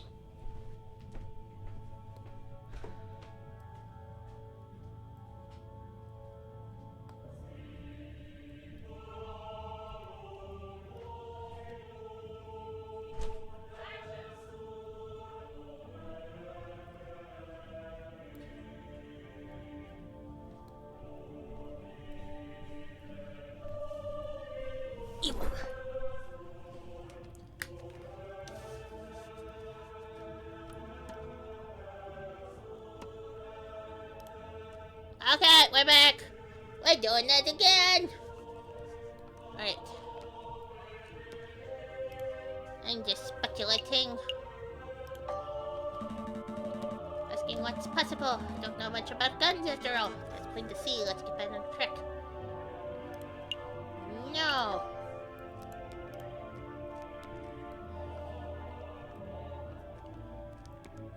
We're singed.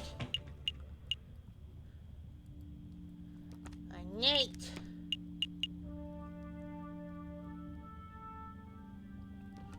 Promises. Is it turnover?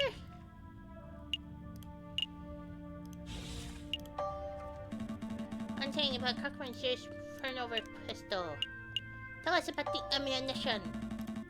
I had to say something about guns, ammunition before Madame Beaumont cut you off. Could you give us the details? Oh great, he'll know, Restop. Glad you asked, Falcon. See, as you probably know, most bullets are just small, round lead balls, right? Well, that's not the case here. As we've got a weapon we use as an advanced, iron-tipped, aerodynamic, carefully grooved. Actually, it'll be quicker if I just show you. Take a look! This is an iron-tipped mini ball! It is a very rare, top-of-the-line technology. Before last night, I had never seen one of these in person before. Like I said before, the Croque-Monsieur's isn't a legendary arms dealer. It only makes sense that he would have access to the latest weaponry. Where did you find this bullet fountain? I'm gonna turn over. Pistol's chamber. It's been added to your evidence folder. But there were two!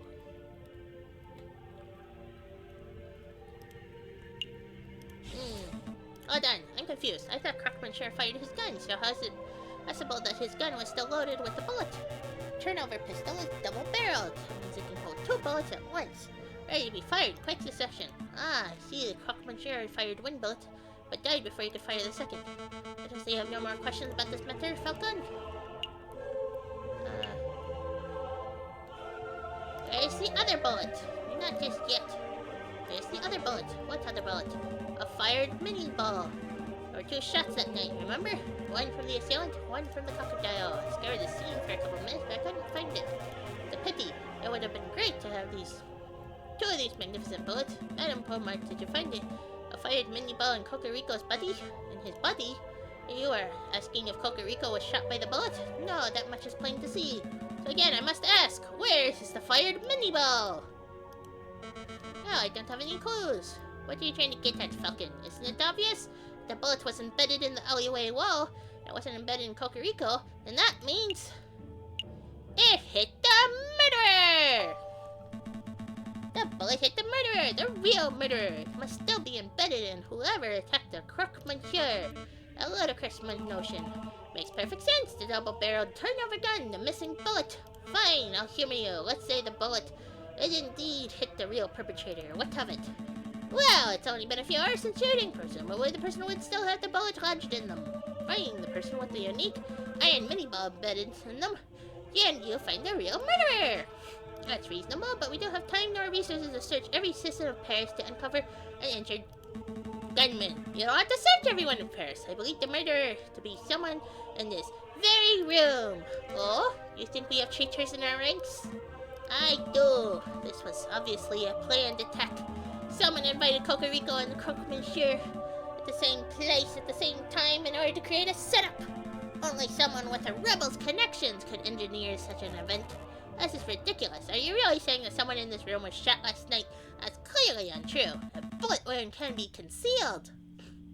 Perhaps if all of you were to take off your shirts. No, I'm not having everyone in the room stripped down to their knickers just to cater to your outrageous theory. But if you can think of a more reasonable way to prove your straight bullet theory, then we can end this damn trial here and now. A more reasonable way? I have a more reasonable way. What are you thinking, Falcon? Isn't it obvious? We have the perfect way to uncover whether someone has been shot. It's a genius solution! Hey! Alright, are you serious, Falcon? You're relying on the invention of a lunatic? I've never been more serious. Madam Momart, Friar Remus, and the members of the court, this device is called an Explorer Extractor. It's the latest medical technology. It looks like a children's toy. I assure you, this is no toy. It was designed to find and extract metal embedded in bodies. Embedded. A battlefield bullet finder and remover, if you will. I'm intrigued. So you're saying that you just swing this device around and it finds a bullet in a person? Yes, sort of. I don't know. You haven't had a chance to practice with it, really? Madam, these birds are playing you for a fool. There's no way that such a device exists. We have seen this device work with our own eyes. Sparrow-san shall demonstrate. Mamma mia! Although he will need something to demonstrate it on.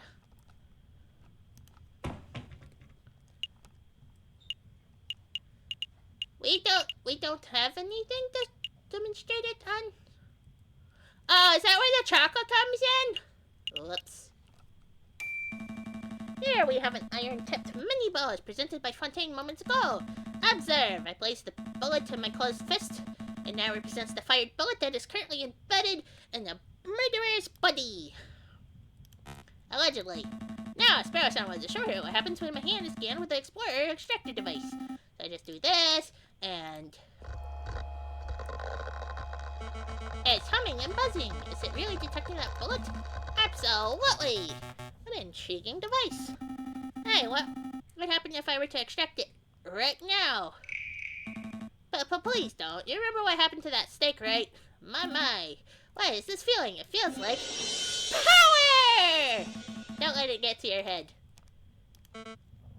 Okay, I'm convinced. Falcon, Sparrowson, you may perform a cursory scan of each of us with the device of yours. You must stop humoring these morons, madam.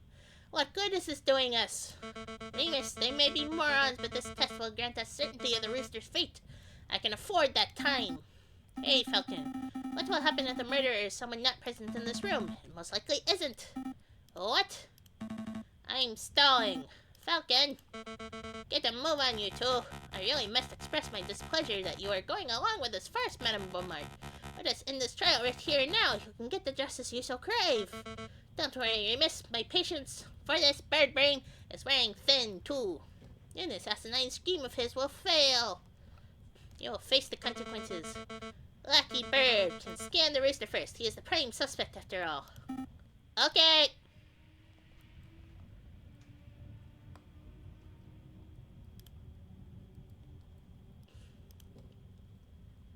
Nothing. I'm not getting any reaction. That means this is probably no bullet lodged in Cocorico. So, he's innocent for sure. No, all this means is that Bird was not shot by the hypothetical bullet. Don't forget, this is all speculation on Falcon's part. Madam, I must insist that you end this. It is a fool's errand. We have other matters we must attend to. Remus, you let me worry about our time management. Piero, you go next. Alright. Get it over with. Can I pick who gets scanned? I think I know who it is. No reaction. That means that Piero wasn't shot either. No surprises there, right, guys? Let's see. Next, shall we? Madam, I implore you. You're being awfully lippy, Remus. Why don't you go next? Me? That is really not necessary, madam. I don't want to participate in this ridiculous child game. This is no game, and I'm issuing an order to cooperate. I refuse. I think we know. Piero, please restrain Remus. With pleasure, ma'am.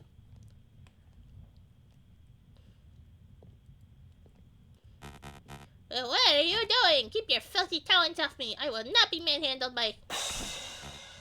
Ow! Stop that! You're making a mistake. Madam, think a little harder. I have an alibi. I was with you the whole evening.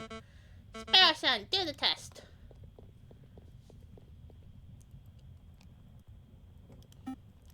Falcon? I'm not getting any reaction. That can't be right. Do it again.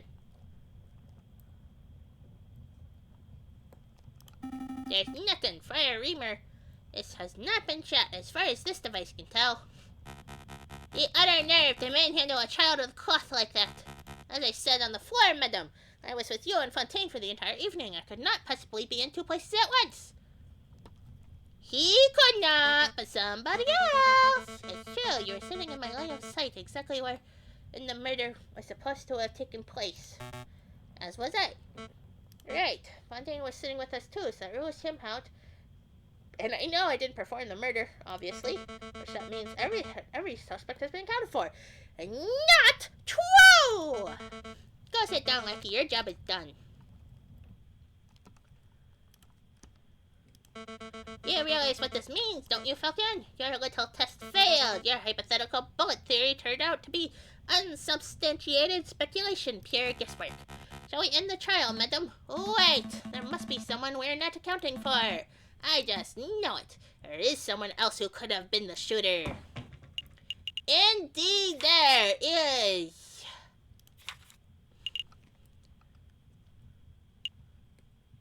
Not Judge Romulus.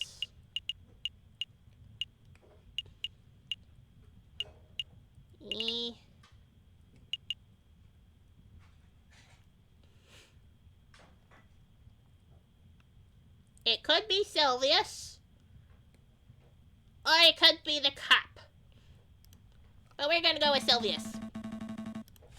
Because we have a coat of pamphlet. Does the name Sylvius mean anything to anyone here?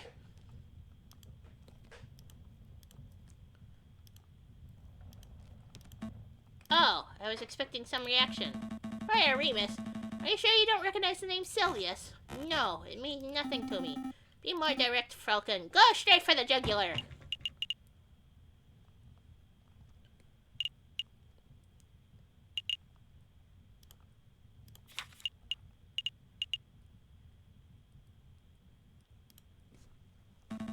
Friar Remus, how is your brother, the man named Romulus? My brother was forced to flee the country by a repressive government. You and I know that isn't true. Your brother is still in France. In fact, I think he is lurking in these very catacombs right now. An absurd notion. Your theories are getting more and more outlandish. Falcon, where is your evidence? Oh, I know. I can answer this one. This! I found this in the catacomb tale. Introductory guide to the cult of reason? Thank you, Sparrowson. Now, Friar Remus, does this pamphlet look familiar to you? No, I've never seen it before in my life. Are you sure? Are you sure this doesn't belong to your brother, Romulus? No, there are many cultists in Paris. Maybe it belongs to one of them. Falcon, I'll take your word that your lackey found this pamphlet in the catacombs. But Remus is right. You have no evidence that the man named as Romulus is the one who dropped it. This pamphlet could have been dropped by anyone. It could have even been dragged into on the sole of Piero's shoe, for all I know. Wouldn't be the first time. Actually, madam, I know for a fact that the pamphlet belonged to Romulus, and I can prove it! A little while ago, while visiting the Louvre, I saw a man who looked very much like Romulus handing out pamphlets. As you can see, the pamphlet from the Louvre is identical to the pamphlet from the catacombs, except for one important detail. Romulus signed the Louvre pamphlet himself. No way! My brother wouldn't do something so foolish. Do you see? Right here on the cover page. That is Romulus's signature. I admire your tenacity, Falcon, but something is blatantly wrong with your evidence. We know that the brother of Friar Remus is named Romulus, but this Louvre pamphlet of yours is named Sylvius. Clearly an alias. Romulus is on the run from the police, so he must have changed his identity. That's a plausible theory, but it's unsubstantiated. How do we know that this pamphlet was signed by Remus's brother?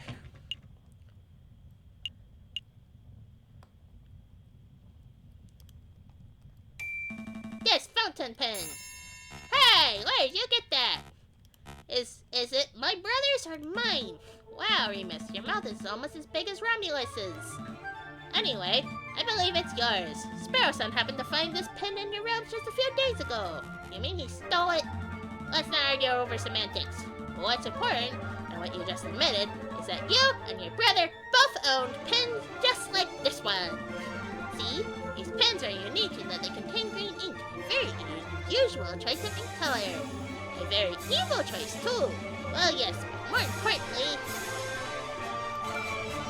it's the same ink that was used on the signed pamphlet. Since there are only two pens, there are only two possibilities.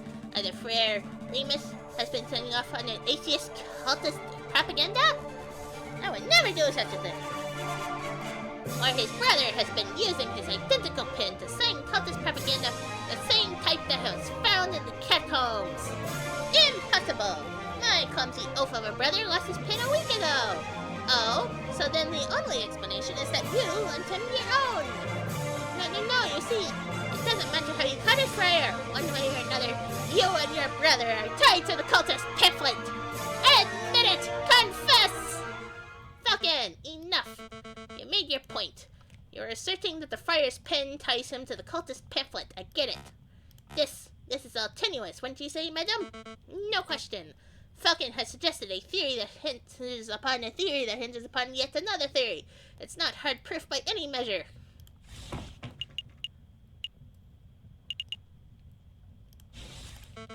May very well be wrong, but at least he's logical. His theory is self-consistent.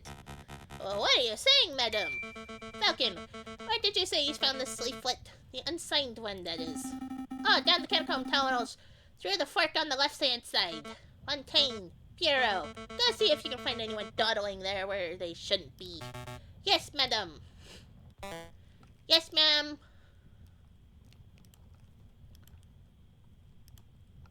Kakariko. Everybody's silent. In a moment, one of two things will happen. Either Piero or Fontaine will return empty-handed, in which case I'll have no choice but to execute Cocorico. And then I would have to execute you, Falcon, and you, Sparrow-san. Us? Not because of what you've seen tonight, although that's admittedly a problem, but because your lies would be treasonous to our new republic. I didn't sign up for this. Or Piero and Fontaine will return with a prisoner in tow, in which case we will be free to cut up Cocorico down and skedaddle? Surely not, madam. You're not going to let these three just walk free after everything that's happened here. Remember what this rooster did to your father? Hold your tongue, Friar. If it turns out you've been deceiving me all this time... Ma'am, Beaumont! Look what we found! Hey! We did it! Ow, ow! Stop shoving me. I can walk myself. Uh-oh. Uh-oh. Well, well, we really do have a ghost in the catacombs. Introduce yourself, Wolf. Very well, mademoiselle. My name... Madam. Right, madam, whatever. My name is Silvius. Don't you mean Romulus? That alias isn't fooling anyone, Your Honor. Alright. I am Romulus, twin brother of Remus, and loyal servant to the rebel cause. That's the whole truth. He's telling the truth, madam. Long live the Second Republic, right, guys? I have a lot of questions, both for you, Romulus, and for you, Remus. I don't appreciate being lied to. It seems that you have your hands full, so we will just be taking our leave. Not so fast, Falcon. Your theory is still unproven. If it turns out that Romulus has no bullets in him, then you would have no evidence that implicates him of the Croque Monsieur's murder. Cocorico would still be the prime suspect. But bullets and me? Ha ha ha! What are you guys on about? Spare me! Fontaine, hold them down! Hold me down! Ow! Ow! Ow! Sparrow-san, do your test. I'm on it! Oh! It's buzzing! It's really buzzing around his shoulder! I see blood. There's definitely a bullet wound there. That's an old bullet. An old blood wound. I got it fighting in Algeria in 36. Obviously a desperate lie. My brother's being completely honest, madam. He's a Vatin. He was shot in battle. You know, I could just extract the bullet right here and now. That would remove all doubt. I feel like a bad idea, but I kind of want to do it. Extract that sucker, Sparrow-san. Ah! Wow, sucked it out like a pip from a grapefruit.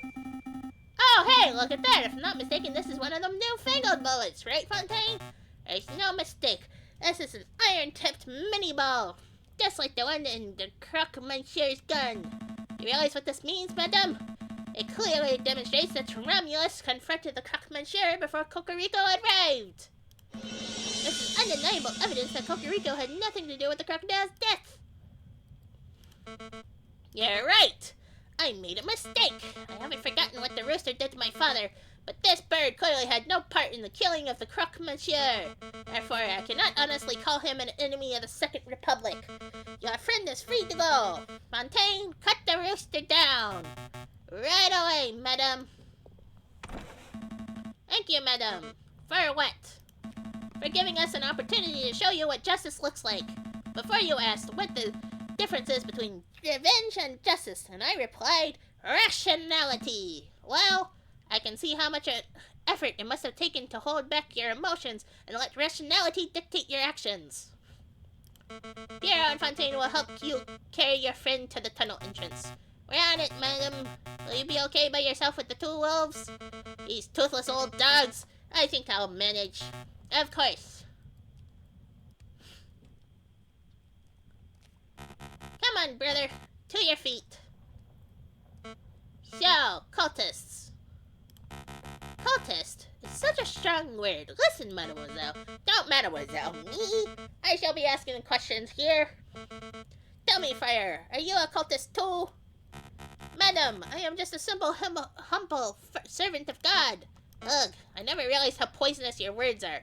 You've been spewing lies since the very start, haven't you? Madam, At least tell me why you two killed the croque monsieur. Because, allow me, brother. You want to know the truth? We want exactly the same thing as you. We want a world without class. A world without false rulers and gods. A world where only the reason of man reigns. A world of true equality and fairness. That is what you strive for, no? But you cannot achieve such a goal without violence. Your methods are too passive, too naive. So we set up a situation where you would be forced into action. Make the government look like murderers to the rebels, and make the rebels look like murderers to the government. Then you would be forced to take up arms. Another lie. But that was the truth. You claim that you want equality, but you just want a world where you stand above everyone else. A world where carnivores reign. You're a rabid animal at heart. Heh, you got me. But can you honestly say that you never wanted power for yourself? You're a carnivore too! Don't deny it! No, I've never wanted power. All I've ever wanted was a world where no child has to grow up without a father. Did you know that the croque monsieur was something of a family man? He once confided in me that he had 5 children and a late wife. I had no idea. Tell me, Romulus, do you have children? Me? Psst, no, mademoiselle, Oh, snap! Oh, that got dirty fast! Brother? That's for you, Friar. Get out of here. You aren't going to kill me? I ought to. You are the worst kind of person. A man who will cling to any ideology the claws way higher. But I know that you weren't the one to pull the trigger on croque monsieur. Maybe there's a slither of goodness left in you. Hey, go! Yeah, run your tail! Go! Oi! Is this what justice looks like? It's so uncaring. Indeed! Oh, I suppose. I guess we're going. We saved. We did it. Oh man. You kicked so much derriere at that impromptu trial yesterday. Those rebels were all like, we're executing this punk. Mob justice. Rah, rah, rah. But you were all like, this isn't how we do things in France, chicken pluckers. And then they were all like, Sparrow-san, let's get serious for a moment. Serious? You just pulled off the craziest lawyering move in the history of French law. We should be celebrating.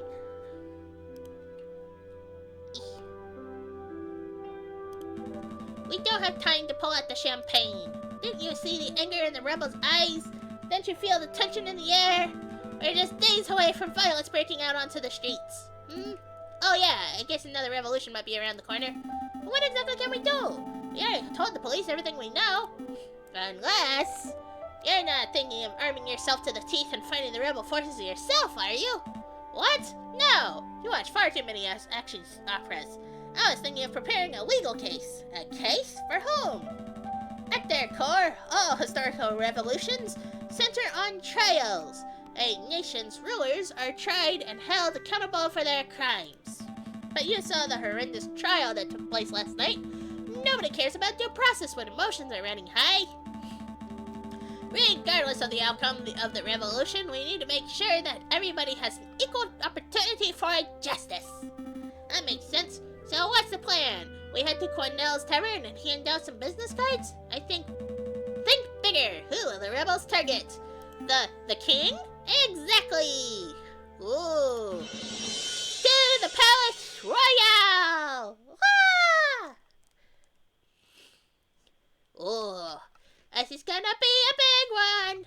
Falcon and Sparrow-san rush to Palace Royale to arrange a private audience with the king. After filling in a pile of forms... Where's my francs? They haven't paid me yet. Dang it. After filling in a pile of forms, the tour led to a waiting area. Are you here to see the king? That's right. Okay, take a number and wait to be called. Take a number? Yep, just wait your turn. More fools who have come to see the king. Let me guess, lawyers. That's right. How did you? Hey, I know you. You're the Prime Minister, Monsieur Guizot. Oh, wow. You're right, Sparrow-san. It's an honor to meet you, Prime Minister. Spare the formalities. You two are here to offer the king legal aid, aren't you? Yep. We're going to offer him assistance for the upcoming rebellion. Let me give you a word of advice. Don't bother. Excuse me? A king doesn't take kindly to any form of criticism. He buries his head so far in the sand that one would swear he is an ostrich. One would think that 7 assassination attempts would be enough for a man to learn that he is detested. With all due respect, Prime Minister, I think the King of France is mature enough not to let his ego get in the way of senses. Well, so one would think. 24! That's us! It was a pleasure meeting you, monsieur. Good luck! You'll need it. 24! Calling number 24! Good day, Your Majesty. Good day, messieurs.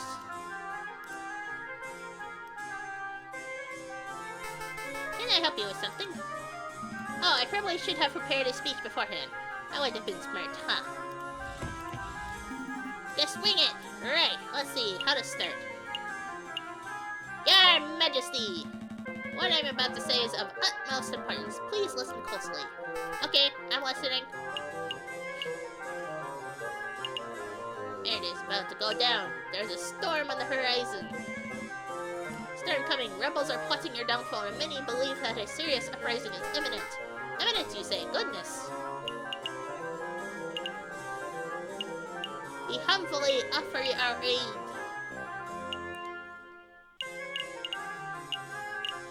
We can help for a price. I can't do it. I'm gonna go with money. Sparrow-san and I are the best damn lawyers in all of France. We would be happy to help you get out of this mess. For a small fee of, say 100 francs per hour? I think I understand. You do? I understand that you are a pair of con artists attempting to screw a self-made bourgeois out of his hard-earned cash. You have some nerve to even imply that my people hate me. I am the citizen king. I am beloved by all. Beloved kings tend to experience fewer assassination attempts. Beck, have these two crooks out in jail. Oh, I guess we shall save and quit and then start that again. Zoop, zoop, zoop, zoop, zoop, zoop. We're going as fast as we can. Faster, faster! I declare faster!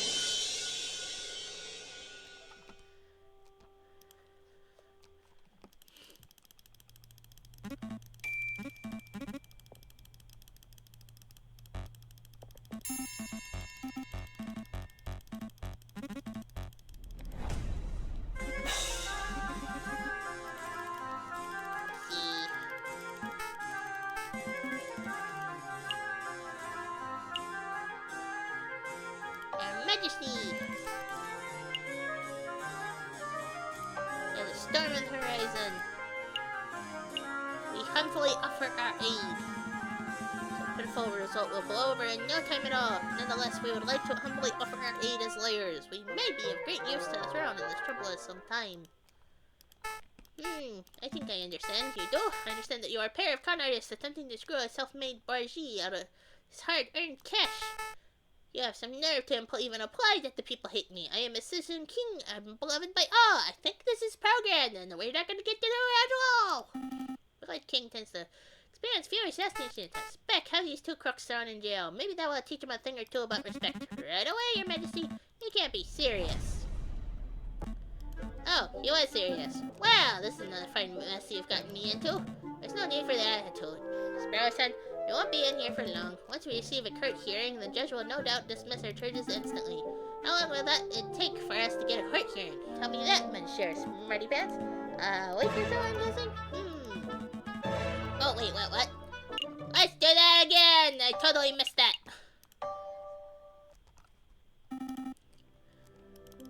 I didn't catch that. I went a little too fast. I went zoopity zoop. Do I make it more dramatic? Should I, like, go all the way?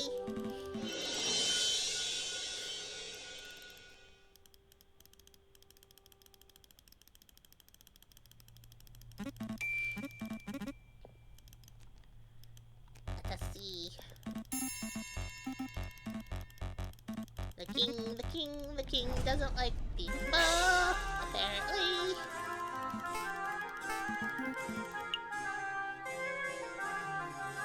Your Majesty, there's a storm on the horizon. You need our help. As lawyers, we believe that we can help guide the flow of conflict. If you accept our help, we can ensure this whole event will blow over with minimum casualties. No public executions, no fire and explosions, or revolution without revolution. I think I understand. You do?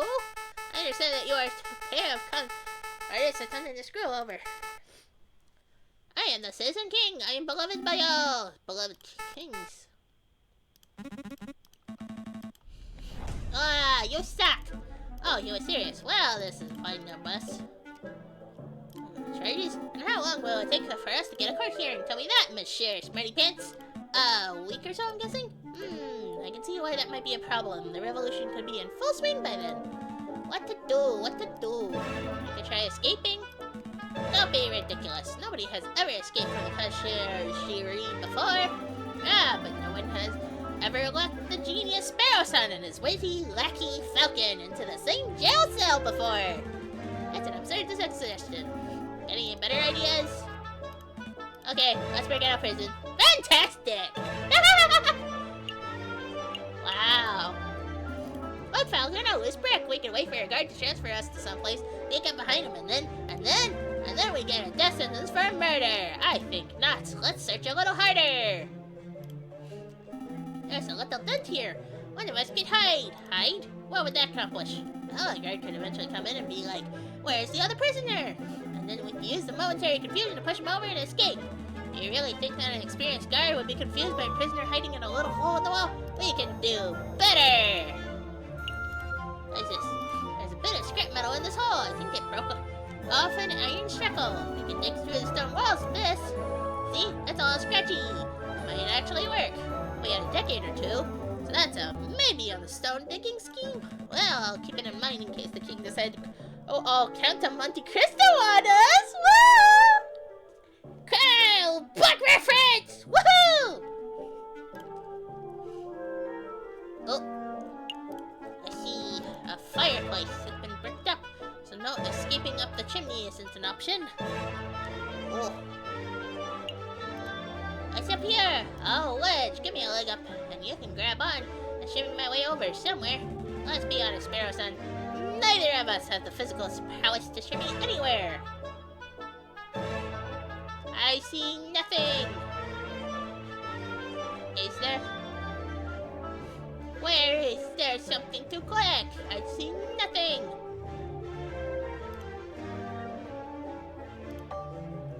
I give up. So soon? Yes. Trying to escape from a notoriously inescapable prison wasn't the smartest plan we have ever devised. Well, well, well. That voice, that condescending tone. Just what are you two bird brains doing? Severin! Excuse you! We saved your life, you asshole! Are you alright? Yes, yes, I'm fine. The injuries I sustained were mostly superficial. A doctor advised me not to do anything strenuous anytime soon, but he gave me the all clear for returning to my job. Now tell me, why did I get a memo informing me that J.J. Falcon and Sparrow Son were being held in the Conciergerie for treason? It's all Falcon's fault. Naturally. I figured that if a revolution is inevitable, then we should do our best to ensure that the uprising proceeds in an organized manner. The less bloodshed, the better. Okay, so what did you do? We offered the king our assistance. We said that we would defend him in court when such a need arises. Well, we didn't quite use those words. This isn't the first time the king has had someone in prison for something so pointless. What a pig-headed fool. Consider your charges dropped. Alright, let's get out of here. Hold on. You caught my interest with this idea of yours, a bloodless revolution. You are absolutely right in that. If the king is captured, the citizens will devolve into an unruly mob of animals. We should prepare for a final trial. No, we should preempt it. Lee, you're going to help us? Of course, this isn't a task that can be handled by two birds alone. What do you mean by preempt, Severin? We go on the offensive. We charge the king with crimes against the French people before the rebels can even act. We can do that? That's a good question. We can do that? We can certainly try. I'll start building a case against the argument will be focused on the king's gluttonous and irreverent fiscal policies, his lack of commitment to his socio-political promises, his overall ineptitude and irresponsible on all facets of his duties as a monarchical ruler, and obviously his denial of universal suffrage. Obviously, how am I supposed to defend the king from all that? You can't. If you try to argue with logic and facts, this hypothetical trial will inevitably result in a landslide guilty verdict. So I suggest that you take a different approach. Appeal to the king's character. Try to win the people's hearts with tales of the beloved Citizen King.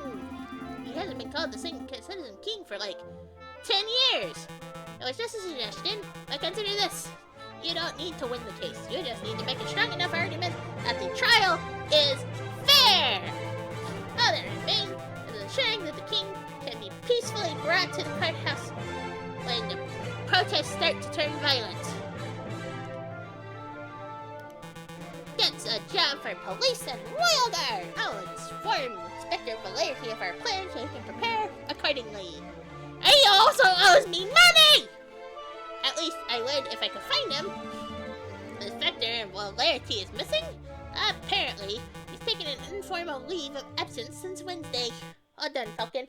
One thing eludes me. As you probably figured, Inspector Aviary had me perform an investigation into your past. He thought you were the Viridian killer. Crazy as it sounds. And well, I'm sorry for doing that. It was quite invasive of me, but I can't help but wonder. Why did you change your name around 1830? I would like that to know that too, because I was shamed, I suppose. I had a family name to live up to. My grandfather was something of a successful lawyer. So when I turned up to my classes at law school, people would gawp at me. They would say, wow, you have big shoes to fill, and your grandfather would be proud. But I was a terrible law student, mediocre at best. I knew that deep down, I would never be half the man that my grandfather was. Fascinating. I had no idea. Who was your grandfather, if you don't mind me asking, Falcon? It doesn't matter. At the end of the day, he was just another overly opinionated rebel who died in the old revolution. I see. Well, let's not dilly-dally any longer. We have duties to carry out. Right. We're going to find anecdotes, and we're going to defend the king, whether he likes it or not. Oh. Where are we on time? Oh. Well, I do declare that we should take a break and stop there. Yay! We can pick this up next time. Especially since I can't exactly save this like a traditional game. But just out of curiosity, how do you like my new setup? We got the new stream format. That should be really interesting going forward. So, yeah, we shall pick this up next time on the next episode. Bye-bye!